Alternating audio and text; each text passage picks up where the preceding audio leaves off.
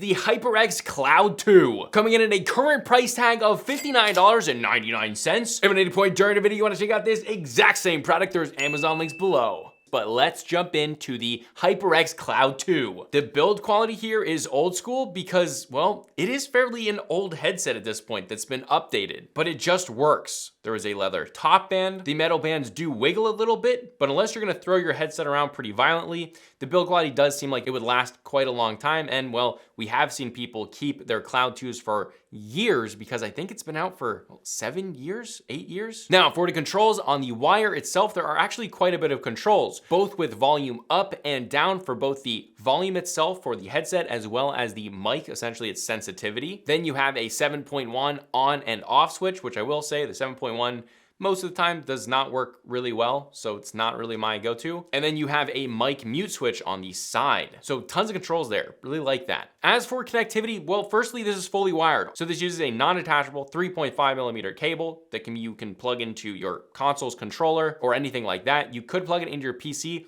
but it's a very short cable. Then they give you the controller where you have all those controls on the cables that plugs into that then gives you a USB. So you can then plug your USB into your PC or anything you want like that. Now, this is actually kind of more convenient because if you have a console, well, that cable is shorter. So if you're plugging into your headset, it's actually a little bit nicer. The only thing you lose there is you don't have the controls if you're using it with a console. But now for sound quality, like the most important part. These are very good, but not perfect. The low end frequency or the bass is great. It's not muddy, but it's also not lacking. Mids are clear and full, but the trebles are over boosted. Now, in game, it's extremely easy to hear where footsteps are coming from directionally, but for some, that amount of treble can be kind of uncomfortable. However, some may really enjoy this. If you're doing a lot of FPS gaming and you really want to know where those footsteps are coming from, it's very easy with this headset.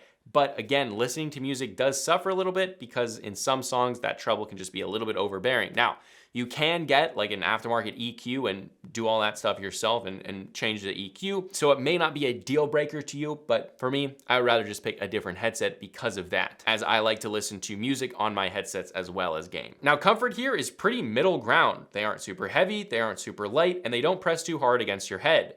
They come with either pleather earmuffs or they also give you fabric like velvety earmuffs in the box, which I actually prefer. And overall, I think it's really cool. And I mean, the comfort here is good. You can play long gaming sessions with no fatigue. Now, the mic quality is really the only letdown here, which obviously it's gonna show its age a little bit. And I also think since HP bought them, the mic has gotten worse, although don't quote me on that. Now, while it is audible and your friends will be able to understand you on Discord, but don't take my word for it, take a listen to the mic test. This is the mic test for the HyperX Cloud IIs. This is the updated HP variant. Check, check, check. 1, 2, 3. And that is how it sounds. But lastly, for compatibility, this is compatible with PC, PlayStation, Xbox, and Switch. Again, if you want to check out this exact same product, there's Amazon links below for the US, UK, Canada, and international links. And if you want to check out my main channel with longer form content, you can check that out right here. But this is a consumer tech review high speed, and I'll see you guys in the next video.